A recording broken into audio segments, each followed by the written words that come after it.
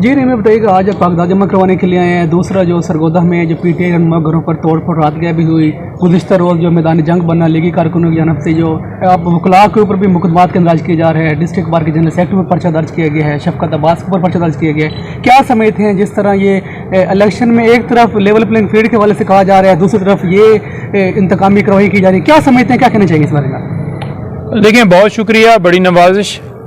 यही कहना चाहूँगा कि मुल्क के अंदर अगर फ्री एंड फेयर इलेक्शन नहीं करवाने तो फिर इलेक्शन का क्या फ़ायदा। अभी मैं यहाँ पर आया हूँ NA82 से, मैं अपने नॉमिनेशन पेपर जमा करवाने के लिए पहुँचा हूँ। जो DRO साहब हैं उनके ऑफिस, और वो यहाँ पर मौजूद नहीं है। उन्होंने कहा है कि कोई 2:45 बजे आप आएँ। अभी जिस वक्त टाइम हुआ है वो 2 बजे हुए हैं, तो पौने घंटे के बाद दोबारा आते हैं।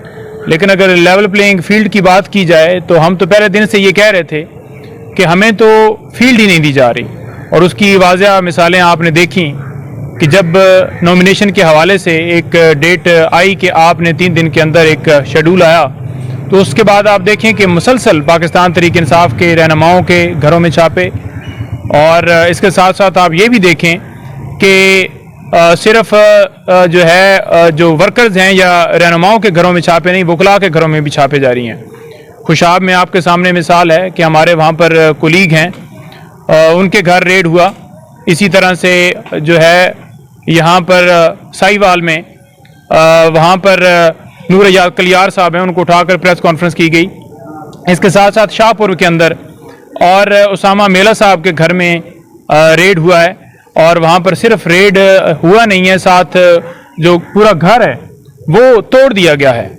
इसके साथ साथ ये भी बताऊं कि मैं एक पूरी वो लिस्ट बना रहा था, कुछ नाम आपके सामने गोशगुजार करना चाहूँगा। वो ये है कि शफकत अवान साहब कल नॉमिनेशन पेपर जमा करवाने के लिए आए हैं। उनको नॉमिनेशन पेपर जो है सबमिट करने की इजाज़त नहीं दी गई। इसके साथ साथ जनाब परवेज़ इलाही साहब के वकील वो गए हैं पेपर जमा करवाने के लिए, तो उनको गिरफ्तार कर लिया गया है। इसके साथ साथ सरफराज चीमा हैं हमारे गुजरांवाला से, उन्होंने भी इसी तरह से पेपर जमा करवाने थे, और वो वहाँ पर गए हैं, तो 30 मिनट के बाद RO साहब कहते हैं कि आपने तो हमें पेपर दी ही नहीं है। इसके साथ साथ उमर अयूब साहब सेक्रेटरी जनरल हमारे, उनके पेपर जमा करवाने के लिए जो लोग गए हैं उनको उठा लिया गया है। उमर न्याजी साहब, उनकी जो वाले साहब हैं, उनसे पेपर छीन लिए गए हैं। मेजर ताहिर सादिक साहब के इसी तरह से जो तायद कुनिंदे तजवीज़ कुनिंदे थे, उनको इसी तरह से उठा लिया गया और उनके घर तोड़ दिए गए हैं। इसी तरह से अगर देखा जाए तो आपको मैं एजाज चौधरी साहब और दीगर हमारे रहनुमा, ये नहीं कि आप ये नहीं कह सकते कि कोई एक जगह के ऊपर ये हुआ है।